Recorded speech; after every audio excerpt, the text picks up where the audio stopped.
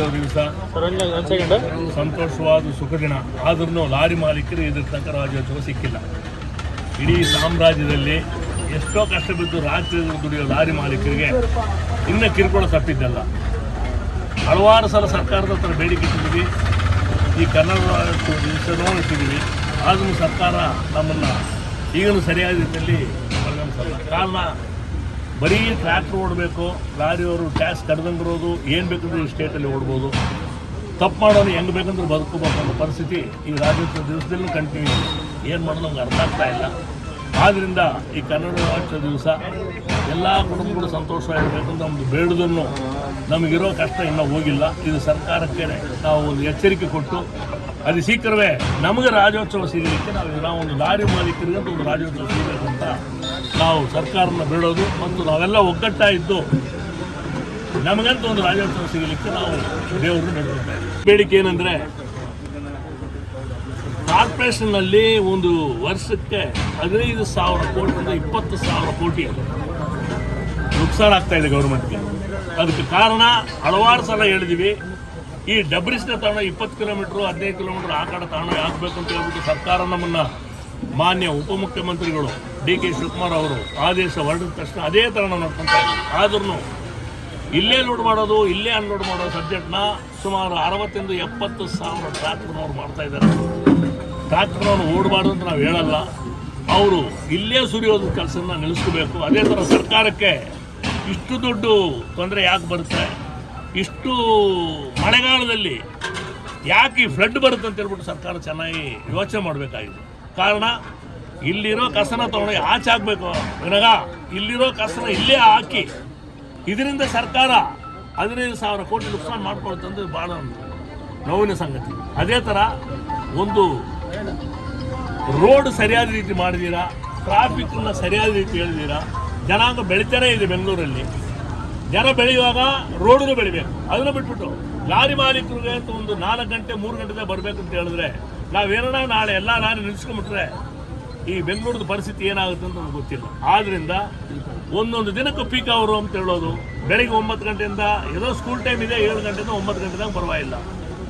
ಸಾಯಂಕಾಲದಾಗ ಒಂದು ದಿನಕ್ಕೆ 9 ಗಂಟೆ 10 ಗಂಟೆ ಅಂತೂ ನಮ್ಮನ್ನು ಲಾರಿ ಬರಬಾರ್ದು ಅಂತ ತಡೆ ಮಾಡಿಬಿಟ್ರೆ ಇದು ಯಾವ ಥರ ನ್ಯಾಯ ಆಗುತ್ತೆ. ಆದ್ದರಿಂದ ಅದು ಶೀಘ್ರವೇ ಇವತ್ತು ಮೀಟಿಂಗ್ ಮಾಡಿ ಇದಕ್ಕೊಂದು ನಿರ್ಧಾರ ತಗೊಂಡು ಸರ್ಕಾರಕ್ಕೆ ಎಚ್ಚರಿಕೆ ಕೊಟ್ಟು 15 ದಿವಸದಲ್ಲಿ ನಮ್ಮದು ಈ ಬೇಡಿಕೆ ಈಡೇರಿಸಿದವರೆ ಒಂದು ಭಾಳ ದೊಡ್ಡ ಮುಷ್ಕರಕ್ಕೆ ಲಾರಿ ಮಾಲೀಕರು ತಯಾರಾಗ್ತಾರೆ. ಇಲ್ಲಿ ಲೋಕಲ್ ಲಾರಿ ಮಾಲೀಕರಲ್ಲ, ಲಾಂಗ್ ಲಾರಿ ಮಾಲೀಕರು ಎಲ್ಲರೂ ಒಂದಾಗಿ ತಯಾರಾಗ್ತಾರೆ. ಅದೇ ಥರ ನೈಸ್ ರೋಡಲ್ಲಿ ಒಂದು ಲಾರಿ ಹೋಗ್ಬೇಕಂದ್ರೆ 2,000 ರೂಪಾಯಿ ಲೂಟ್ ಮಾಡ್ತಾ ಇದ್ದಾರೆ. ಈ ಅಗಲದ ರೋಡಿನ ನೈಸ್ ರೋಡ್ನವರು ನಿಲ್ಲಿಸಲೇಬೇಕಾಗುತ್ತೆ. ಕೋಟ್ಯಾಂತರ ರೂಪಾಯಿ ಒಂದು ದಿನಕ್ಕೆ 2-2.5 ಕೋಟಿ ರೂಪಾಯಿ ಒಂದು ದಿವಸಕ್ಕೆ ವಸೂಲಿ ಮಾಡ್ತಾರೆ. ಲಕ್ಷಾಂತರ ಏಕರು, ಸಾವಿರಾರು ಏಕರು ಲೂಟ್ ಮಾಡಿಬಿಡ್ತಾರೆ. ಲೂಟ್ ಮಾಡಿ ಅದನ್ನ ಮಾಡಿದ್ರೆ ಅವರು ದುಡ್ಡು ಸಾಲದಿರೋ ನಮ್ಮ ಮೇಲೆ ಭಾಳ ದೊಡ್ಡ ಹೊರೆ ಆಗುತ್ತೆ. ಒಂದು ರೋಡ್ ಸೈಡ್ ಅಮ್ಯುನಿಟೀಸ್ ಇಲ್ಲ, ಮೇಜರ್ ಆಕ್ಸಿಡೆಂಟ್ ಆಗುತ್ತೆ. ಅದೇ ಥರ ಸರ್ಕಾರ ಡಬ್ರಿಸ್ ಗಾಡಿನ ಭಾಳ ಆಲೋಚನೆ ಮಾಡಿದಂಗೆ ಸುಮಾರು ಒಂದು 20,000 ಗಾಡಿ ನಾವು ರೋಡ್ ಬರೋ ಪರಿಸ್ಥಿತಿ ಆಗೋಗ್ಬಿಟ್ಟಿದೆ. ಪೊಲೀಸವ್ರ ಕಿರುಕುಳ ವಿಪರೀತ ಆಗೋಗ್ಬಿಟ್ಟಿದೆ. ಎಂಥ ಕಿರುಕುಳ ಹೇಳೋಕ್ಕಾಗ್ತಾ ಇಲ್ಲ. ಅದೇ ಥರ RTOಗಳು ಏಕಾಏಕಿ ಅವ್ರಿಷ್ಟಕ್ಕೆ ಕೇಸ್ ಹಾಕೋದೇ ಕೆಲಸ ತೊಗೊಂಡ್ಬಿಟ್ಟಿದ್ದಾರೆ. ಬೇರೆ ದಾರಿನೇ ಇಲ್ಲ. ಸರ್ಕಾರಕ್ಕೆ ಒಂದು ವೇಳೆ ಸಂಬಳ ಕೊಡೋಕೆ ದುಡ್ಡಿಲ್ವಾ ಅದೇನು ನಮ್ಗೆ ಅರ್ಥ ಆಗ್ತಾ ಇಲ್ಲ. ಆದ್ದರಿಂದ RTOಗಳು ಅವ್ರ ಕೆಲಸನ ನಿಲ್ಲಿಸ್ಕೋಬೇಕಾಗುತ್ತೆ. ಕಮಿಷನರ್ ಸಾಹೇಬರು ಇದ್ರ ಬಗ್ಗೆ ಚರ್ಚೆ ಮಾಡಿದ್ದೀವಿ. ಕೂಡಲೇ ಅವರು ಇದನ್ನು ಚರ್ಚೆ ಮಾಡಿ ಒಂದು ನಿರ್ಧಾರ ತಗೋಬೇಕು. ಯಾಕಂದರೆ ಒಳ್ಳೆ ಆಫೀಸರು ಅವರು RTO ಡಿಪಾರ್ಟ್ಮೆಂಟ್ನೆಲ್ಲ ಕರೆದು ಭಾಳ ಬಿಚ್ಚಬೇಡ ಪರಿಸ್ಥಿತಿ ಆಗಿದೆ. ಒಂದೊಂದು ಲಾರಿ ಮಾಲೀಕರು ಆತ್ಮಹತ್ಯೆ ಮಾಡೋ ಪರಿಸ್ಥಿತಿ ಆಗಿದೆ. ಎಷ್ಟೋ ಜನ ನೇಣಾಕೊಂಡು ಸತ್ತಿದ್ದಾರೆ ಡ್ಯೂ ಕಟ್ಟಿದೀರ. ಅದೇ ಥರ ಇವ್ರು ಕಿರ್ಕೊಂಡು ನೋಡೋದ, ಬೆಳಗಿದ್ದು ಪೊಲೀಸ್ ಕಿರ್ಕೊಂಡು ನೋಡೋದ, ಇಲ್ಲ ಮೈನ್ ಸಂಜೆ ಕಿರ್ಕೊಂಡು ನೋಡೋದ, ಇಲ್ಲ RTOಗಳು ಕಿರ್ಕೊಂಡು ನೋಡೋದ.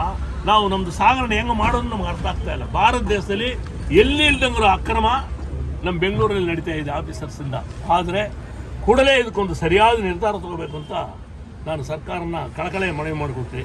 15 ದಿವಸ ಟೈಮ್ ಕೊಡ್ತೀವಿ. ಅದಕ್ಕೆ ಮೇಲೆ ಸರಿಯಾದ ರೀತಿ ಸರ್ಕಾರ ನಮ್ಮ ಬೇಡಿಕೆಯನ್ನು ಈಡೇರಿಸಿದರೆ ಒಂದು ಅನಿರ್ದಿಷ್ಟ ಕಾಲ ಮುಷ್ಕರಕ್ಕೆ ಲಾರಿ ಮಾಲೀಕರು ತಯಾರಾಗ್ತಾರೆ. ಧನ್ಯವಾದಗಳು. ಜೈ ಹಿಂದ್, ಜೈ ಕರ್ನಾಟಕ. 11ರಿಂದ 4 ಗಂಟೆಗೆ ಟೈಮ್ ಕೊಟ್ಟಿದ್ದಾರೆ. ಮುಂಚೆ 283 ಕೇಸ್ ಆಗ್ತಾ ಇದ್ದು ಅದು ಬರೀ ಒಂದು 200 ರೂಪಾಯಿ ಫೈನ್ ಆಗೋದು. ಈಗ ಏನು ಮಾಡಿದ್ದಾರೆ ಅಂದರೆ 284 ಇನ್ನು ಯಾವುದೋ ಹಲವಾರು ಕೇಸ್ಗಳು ಆಗ್ತಾವೆ. ಅದನ್ನು ನಮ್ಗೆ ಏನಂದ್ರೆ ಗೊತ್ತಾಗ್ತಾ ಇಲ್ಲ. ಯಾರು ಇನ್ಸ್ಪೆಕ್ಟರ್ ಕೇಸ್ ಬಂದಿದ್ದಾರೋ ಅವರೇ ಬರಬೇಕು. ಒಂದಿನ ಗಾಡಿ ನಿಲ್ಸ್ಕೊತಾರೆ, ಮಾರನೇ ದಿನ ನೋಟಿಸ್ ಕೊಡ್ತಾರೆ, ಆಚೆ ಮಾರನೇ ದಿನ ಕೋರ್ಟ್ಗೆ ಹೋಗಬೇಕು, ಆಚೆ ಮಾರನೇ ದಿನ ಫೈನ್ ಕಟ್ಟಬೇಕು. ಒಂದು ದಿನಕ್ಕೆ 15 ಕೇಸ್ ಮೇಲೆ ತೊಗೊಳ್ಳಲ್ಲ, 15 ಫೈನ್ ಮೇಲೆ ತೊಗೊಳ್ಳಲ್ಲ. ಅದೇನಾದ್ರು ನೆಕ್ಸ್ಟ್ ಮಾರನೇ ದಿನ ಹೋಗಬೇಕು. ಈ ಥರ ಒಂದೊಂದು ವಾರ ನಿಲ್ತೈತಿ ಗಾಡಿಗಳು. ನಾವು ಒಂದು ದಿನಕ್ಕೆ ಪರ್ ಡೇ 5,000 ರೂಪಾಯಿ ತನಕ ಕಂತು ಕಟ್ಟಬೇಕು ನಾವು. ಇವರು ಒಂದೊಂದು ವಾರಕ್ಕೆ ಗಾಡಿ ನಿಲ್ಸ್ಕೊಂಡ್ಬಿಟ್ರೆ ನಾವು ಏನು ಮಾಡಬೇಕು? ಇದ್ರ ಬಗ್ಗೆ ಇದು ತೊಗೋಬೇಕಂದ್ರೆ ನಾವು ಕೇಳ್ಕೊತಾ ಇದ್ದೀವಿ. ಇಲ್ಲ ಹೋದರೆ ಇದನ್ನು ದೊಡ್ಡ ಮಟ್ಟಿಗೆ ಮುಷ್ಕರ ಮಾಡ್ತೀವಿ. ಎಲ್ಲ ಗಾಡಿಗಳಿಗೂ ಸಮಸ್ಯೆ ಜಾಸ್ತಿ ಆಯ್ತೈತೆ. ಇದ್ರ ಬಗ್ಗೆ ಗೌರ್ಮೆಂಟ್ ತುಂಬ ಯೋಚನೆ ಮಾಡಬೇಕಂತ ನಾವು ಕೇಳ್ಕೊತಾ ಇದ್ದೀವಿ. ಎಲ್ಲರಿಗೂ ಕನ್ನಡ ರಾಜ್ಯೋತ್ಸವದ ಶುಭಾಶಯಗಳು. ಇವತ್ತಿನ ದಿವಸ ನಾವು ಕನ್ನಡ ರಾಜ್ಯೋತ್ಸವ ಅದ್ದೂರಿಯಾಗಿ ಸಮಾರಂಭ ಮಾಡ್ತಾ ಇದ್ದೀವಿ. ನಮ್ಮ ಗೌರವಾಧ್ಯಕ್ಷರಾದಂಥ JR ಷಣ್ಮುಗಪ್ಪನವರು, ಡಾಕ್ಟರ್ JR ಷಣ್ಮುಗಪ್ಪನವರಿಗೆ ವಂದಿಸುತ್ತಾ, ಇವತ್ತೇನಪ್ಪ ಮುಖ್ಯವಾಗಿ ನಮ್ಮ ಟಿಪ್ಪರ್ ಲಾರಿ ಮಾಲೀಕರಿಗೆ ಆಗ್ತಾ ಇರೋದು ತೊಂದರೆ ಅಪ್ಪ ಅಂದರೆ ನಮಗೆ ಪೀಕ್ ಅವರ್ ಅಂತ ಮಾಡಿಬಿಟ್ಟಿದ್ದಾರೆ. ಈ ಪೀಕ್ ಅವರು ಬೆಳಗ್ಗೆ 7-8 ಗಂಟೆಯಿಂದ ಗಾಡಿಗಳು ಯಾವುದೇ ಥರದ HGV ಗಾಡಿಗಳು ಅಂದರೆ ಟಿಪ್ಪರ್ ಲಾರಿಗಳು ಸಿಟಿ ಒಳಗೆ ಬರಲಾರ್ದಂಥ ಪರಿಸ್ಥಿತಿ ಆಗ್ಬಿಟ್ಟಿದೆ. ನಾವು 7 ಗಂಟೆ 8 ಗಂಟೆ ಒಳಗೆ ಡ್ರೈವರ್ನ ಕರ್ಕೊಂಬಂದು ತಗೊಂಡೋಗಿ ಗಾಡಿ ಲೋಡ್ ಮಾಡೋಕ್ಕಾಗಲ್ಲ.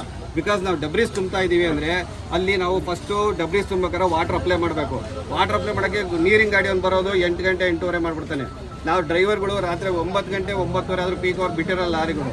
ಸೊ ಡ್ರೈವರ್ಗಳು ರಾತ್ರಿ ಬಂದು ನಮಗೆ ಕೀ ಕೊಟ್ಟು ಲೆಕ್ಕ ಕೊಟ್ಟು ಮನೆಗೆ ಹೋಗೋಷ್ಟೊತ್ತಿಗೆ ರಾತ್ರಿ 11 ಗಂಟೆ ಆಗುತ್ತೆ. ಮತ್ತೆ ಬೆಳಗ್ಗೆ ಅವ್ರು 7 ಗಂಟೆಗೆ ಬರ್ರಿ ಅಂದಾಗ ಅವ್ರು ಹೇಳ್ತಿದ್ದೀರಾ, ಫೋನ್ ಎತ್ತಿದ್ದಾರೆ, ಯಾವ ಡ್ಯೂಟಿ ಮಾಡಿಸ್ತಿದ್ದೀರಾ ನೀವು, ಬೆಳಗ್ಗೆ 7 ಗಂಟೆ ಕಳಿಸ್ತೀರಾ, ರಾತ್ರಿ 11 ಗಂಟೆಗೆ ಕಳಿಸ್ತೀರಾ ಅಂತ. ಇದರಿಂದ ಪೀಕ್ ಅವ್ರು ತುಂಬ ತೊಂದರೆ ಆಗಿದೆ. ನಾವು ಯಾವುದೋ ಒಂದು ಸೈಟಲ್ಲಿ ಕೆಲಸ ಮಾಡೋಕೆ ಹೋಗಿರ್ತೀವಿ, ಅಲ್ಲಿ ಯಾವುದೋ ಒಂದು ಗಾಡಿ ಪಾರ್ಕಿಂಗ್ ಮಾಡಿಬಿಡ್ತಾನೆ. ಆ ಗಾಡಿ ಯಾರ್ದು ಏನು ಅಂತಲೂ ಗೊತ್ತಾಗಲ್ಲ. ಅವ್ನು ಹುಡುಕಿ ಆ ನಂಬರ್ ತೆಗೆಸಿ ಅವ್ನು ಕರ್ಕೊಂಬಂದು ಗೇಟ್ ತೆಗೆದು ಆಮೇಲೆ ಗಾಡಿ ತೆಗೆಸಿ ನಾವು ವಾಟರ್ ಅಪ್ಲೈ ಮಾಡಿ ಲೋಡ್ ಮಾಡೋ ಅಷ್ಟೊತ್ತಿಗೆ 9-10 ಗಂಟೆ ಆಗ್ಬಿಡುತ್ತೆ. ಲಾರಿಗಳು ರೋಡಿಗೆ ಬರ್ತಿದ್ದಂಗೆ ಹಿಡಿದ್ಬಿಟ್ಟು ಫೈನ್ ಆಗ್ತಿದ್ದಾರೆ. ಇದರಿಂದ ನಮಗೆ ತುಂಬ ತೊಂದರೆ ಆಗಿದೆ. ನಮ್ಮ ಅಧ್ಯಕ್ಷರು ಹೇಳ್ದಂಗೆ, ನಮ್ಮ ಉಪಾಧ್ಯಕ್ಷರು ಹೇಳ್ದಂಗೆ, ಒಂದು ದಿವಸ ಒಂದು ಗಾಡಿ ಲೋನ್, ಒಂದು ತಿಂಗಳು ಲೋನ್ ಕಟ್ಟಬೇಕು ಅಂದರೆ ನಮಗೆ ತುಂಬ ಕಷ್ಟ ಆಗಿದೆ. ನಾವು GST ಕಟ್ತಾ ಇದ್ದೀವಿ, ರೋಡ್ ಟ್ಯಾಕ್ಸ್ ಕಟ್ತಾ ಇದ್ದೀವಿ, ಎಲ್ಲ ಥರದ್ದು ಟ್ಯಾಕ್ಸ್ಗಳು ಕಟ್ತಾ ಇದ್ದೀವಿ, ಇನ್ಕಮ್ ಟ್ಯಾಕ್ಸ್ ಕಟ್ತಾ ಇದ್ದೀವಿ, ಎಲ್ಲ ಕಟ್ತಾ ಇದ್ದೀವಿ. ಬಟ್ ನಮಗೆ ಲಾರಿ ಪೀಕ್ ಅವರಿಂದ ತುಂಬ ತೊಂದರೆ ಆಗಿದೆ. ಇದಾಗಲೇ ನಾವು ನಮ್ಮ ನಗರ ಆಯುಕ್ತರು ಮತ್ತು DCP ಅವ್ರಿಗೆ, ACP ಅವ್ರಿಗೆ ಎಲ್ಲರಿಗೂ ಗಮನಕ್ಕೂ ತಂದಿದ್ದೀವಿ. ನಮ್ಮ ಅಧ್ಯಕ್ಷರು ಹೋದ ಸರಿ ಲಾರಿ ಸ್ಟ್ರೈಕ್ ಆದಾಗ ಇದು ನಮ್ಮ ಸನ್ಮಾನ್ಯ ಮುಖ್ಯಮಂತ್ರಿಗಳು ಮತ್ತು ಉಪಮುಖ್ಯಮಂತ್ರಿಗಳು ಗಮನಕ್ಕೂ ತಂದಿದ್ದರು. ಅವಾಗ ಅವರು ಒಂದು ಆಶ್ವಾಸನೆ ಕೊಟ್ಟಿದ್ದರು, ಈ ಡೀಸೆಲ್ಲು ಮತ್ತು ಟೋಲ್ ಎರಡನ್ನ ನಾವು ತೆಗಿಯೋಕ್ಕಾಗಲ್ಲ, ಬಟ್ ಪೀಕ್ ಅವ್ರ ಬಗ್ಗೆ ನಾವು ಕೂಲಂಕುಷವಾಗಿ ಯೋಚನೆ ಮಾಡಿಬಿಟ್ಟು ಅದ್ರ ಬಗ್ಗೆ ಒಂದು ಪರಿಷ್ಕರಣೆ ಮಾಡ್ತೀವಿ ಅಂತ ಹೇಳಿದರು. ದಯವಿಟ್ಟು ಇದನ್ನು ಮೇಲಾಧಿಕಾರಿಗಳು ಗಮನಕ್ಕೆ ತಗೊಂಡ್ಬಂದ್ಬಿಟ್ಟು ಪೀಕ್ ಅವರ್ಗಳನ್ನ ನಮಗೆ ಒಂದು ಸ್ವಲ್ಪ ಮುಕ್ತಗೊಳಿಸ್ಕೊಡ್ಬೇಕು ಅಂತ ತಮ್ಮಲ್ಲಿ ಕಳಕಳಿಯ ಮನವಿ. ಧನ್ಯವಾದ. ನಮಸ್ಕಾರ. ಇತ್ತೀಚೆಗೆ ನಮ್ಮ ಪೊಲೀಸ್ ಇಲಾಖೆ ತೆಗೆದುಕೊಂಡಿರುವಂತಹ ನಿರ್ಧಾರಗಳ ಬಗ್ಗೆ ತಮಗೆಲ್ಲನೂ ಮಾಹಿತಿ ಇರ್ಬೋದು. ಇತ್ತೀಚೆಗೆ ನಮ್ಮ ಟಿಪ್ಪರ್ ಲಾರಿ ಮಾಲೀಕರು, JCB ಮಾಲೀಕರು ಬದುಕೋದು ತುಂಬ ಕಷ್ಟವಾಗ್ತಾ ಇದೆ. ಈಗ 50,000 ರೂಪಾಯಿ, 50 ಲಕ್ಷ ರೂಪಾಯಿ ಒಂದು ಟಿಪ್ಪರ್ ಲಾರಿ ಖರೀದಿ ಮಾಡಬೇಕಂದ್ರೆ ಅದನ್ನು ಒಂದು 5-6 ಲಕ್ಷ ರೂಪಾಯಿ ಅದನ್ನು ಡೌನ್ ಪೇಮೆಂಟ್ ಮಾಡಿ ಅದನ್ನು ಖರೀದಿ ಮಾಡಿರ್ತೀವಿ. ಅದನ್ನು 1 ಲಕ್ಷ ರೂಪಾಯಿ EMI ಬರ್ತದೆ, 1 ಲಕ್ಷ ರೂಪಾಯಿ ಇನ್ಶೂರೆನ್ಸು, ಒಂದು ಕ್ವಾರ್ಟರ್ ಟ್ಯಾಕ್ಸು 7,000 ರೂಪಾಯಿ. ಅದನ್ನು ತುಂಬೋದು ಹೆಂಗೆ ನಾವು ವ್ಯವಹಾರಗಳು ಮಾಡೋದಕ್ಕೆ ಬಿಡ್ತಾ ಇಲ್ಲ ನಮ್ಮ ಪೊಲೀಸ್ ಇಲಾಖೆಯವರು. ಪ್ರತಿನಿತ್ಯ ವಾರಕ್ಕೊಂದು ರೂಲ್ಸ್ ತಗೊಂಬರ್ತಾ ಇದ್ದಾರೆ. ಈಗ 7 ಗಂಟೆಗೆ ಪೀಕ್ ಅವರ್ ಸಮಯ, 11 ಗಂಟೆ ತನಕ ನಮ್ಮ ವಾಹನ ನಿಲ್ತೇ ಇರಬೇಕು. ಈಗ ಡ್ರೈವರ್ ಬರೋದು ಬೆಳಗ್ಗೆ 8 ಗಂಟೆಗೆ ಬರ್ತಾನೆ. ಡ್ರೈವರ್ಗಳು ನಿಮ್ಗೆ ಗೊತ್ತಿದ್ದಂಗೆ ಲೇಬರ್ ನಮ್ಮ ಕಷ್ಟ, ಯಾರು ಕಾರ್ಮಿಕರಿದ್ದಾರೆ, ನಮ್ಮ ಡ್ರೈವರ್ ಆಗಿರ್ಬೋದು, ಚಾಲಕರು, ಅವ್ರಿಗೆ ಕಷ್ಟ ಆಗಿದೆ ತುಂಬ. ಬೆಂಗಳೂರು ನಗರ ಒಳಗಡೆ ಪ್ರವೇಶ ಇಲ್ಲ ಅಂತ ಹೇಳಿದ್ರೆ ನಾವು ಏನು ಮಾಡಬೇಕು? ವ್ಯವಹಾರಗಳು ಹೆಂಗೆ ಮಾಡಬೇಕು? ನಮಗೇನು ಇಲ್ಲೇನು ವ್ಯವಹಾರಗಳು ಮಾಡೋದಕ್ಕೆ ಯಾವುದನ್ನು ನಾವು ಜಾಗ ಇದೆಯಾ ಇಲ್ಲಿ ಅಗ್ರಿಕಲ್ಚರ್ ಮಾಡೋದಕ್ಕೆ? ನಾವು ನಮ್ಮ ಲಾರಿನೇ ನಂಬ್ಕೊಂಡಿರೋ ಅಂಥವ್ರು. ಅದರಿಂದ ನಮ್ಮ ಲಾರಿ ಉದ್ಯಮ ಬೆಳಿಬೇಕಂತ ಹೇಳಿದ್ರೆ ನಮ್ಮ ಅಧ್ಯಕ್ಷರು ಹೇಳ್ದಂಗೆ ನಮಗೆ ಒಂದು ಅವಕಾಶ ಮಾಡಿಕೊಡ್ಬೇಕು ಬದುಕೋದಕ್ಕೆ. ಅದರಿಂದ ನಮ್ಮ ಟಿಪ್ಪರ್ ಲಾರಿ ಮಾಲೀಕರೆಲ್ಲನೂ ಕೂಡ ಒಂದಾಗಿ ಈಗ ಬೆಂಗಳೂರು ನಗರಾದ್ಯಂತ ಇರುವಂಥ ಟಿಪ್ಪರ್ ಲಾರಿ ಮಾಲೀಕರೆಲ್ಲನೂ ಕೂಡ ನಮ್ಮ ಡಾಕ್ಟರ್ JR ಷಣ್ಮುಗಪ್ಪ ಅವರ ನೇತೃತ್ವದಲ್ಲಿ ಒಂದು ಸಭೆನ ಕರೆದು ಆ ಸಭೆ ಅಂತೆ ಈಗ ಮುಂದಿನ ದಿನಗಳಲ್ಲಿ ಮುಷ್ಕರಕ್ಕೆ ಹೋಗೋದು ಇಲ್ಲ ಸರ್ಕಾರದ ಮಟ್ಟದಲ್ಲಿ ಏನಾದರೂ ಯೋಚನೆ ಮಾಡುವಂಥದ್ದು ನಾವು ತೆಗೆದುಕೊಳ್ಳುವಂಥ ನಿರ್ಧಾರಗಳಾಗಿರ್ತದೆ. ಅದರಿಂದ ಕಾರ್ತಿಕ್ ರೆಡ್ಡಿ ಅವರಿಗೆ ನಾವು ಮನವಿ ಮಾಡ್ತಾ ಇದ್ದೀವಿ, ನಮ್ಮ ಟಿಪ್ಪರ್ ಲಾರಿ ಮಾಲೀಕರನ್ನು ಬದುಕಕ್ಕೆ ಬಿಡಿ ಸ್ವಾಮಿ. ನೀವು ಈಗ ನೇಣು ಹಾಕೊಳ್ಳೋಂಥ ಪರಿಸ್ಥಿತಿ ಬಂದಿದೆ. ಬ್ಯಾಂಕ್ನವ್ರ ಸಿಬ್ಬಂದಿ ರಾತ್ರಿ 10 ಗಂಟೆ ಆದರೂ ಕೂಡ ಮನೆ ಹತ್ರ ಬಂದು ನಮ್ಮ ಟಿಪ್ಪರ್ ಲಾರಿ ಮಾಲೀಕರು ಮನೆ ಬಾಗಿಲಿಗೆ ಬಂದು ಅವನ್ನ ಮಾನ ಮರ್ಯಾದೆ ಹರಾಜು ಆಗ್ತಾ ಇದ್ದೀರಾ, ಅವನು ನೇಣು ಹಾಕೊಳ್ಳೋಂಥ ಪರಿಸ್ಥಿತಿಗೆ ಬಂದಿದ್ದೀವಿ. ಮೊನ್ನೆ ನೋಡಿದ್ರೆ ಗಣಿ ಮತ್ತು ಭೂವಿಜ್ಞಾನ ಇಲಾಖೆಯವರು 8 ಲಕ್ಷ ರೂಪಾಯಿ ದಂಡವನ್ನು ಹಾಕಿದ್ರು, ನೇಣು ಹಾಕ್ಕೊಂಡ್ರು. ಅದೇ ರೀತಿ ತಮಗೆ ಎಲ್ಲರೂ ಮಾಹಿತಿ ಇದೆ. ದಯವಿಟ್ಟು ನಮ್ಮ ಟಿಪ್ಪರ್ ಲಾರಿ ಮಾಲೀಕರನ್ನು ತಾವು ಕೈ ಬಿಡಬಾರ್ದು ಅಂತೇಳಿ ನಾನು ತಮ್ಮ ಮುಖಾಂತರ ನಾನು ಮನವಿ ಮಾಡ್ತಾ ಇದ್ದೇನೆ. ನಮಸ್ಕಾರ.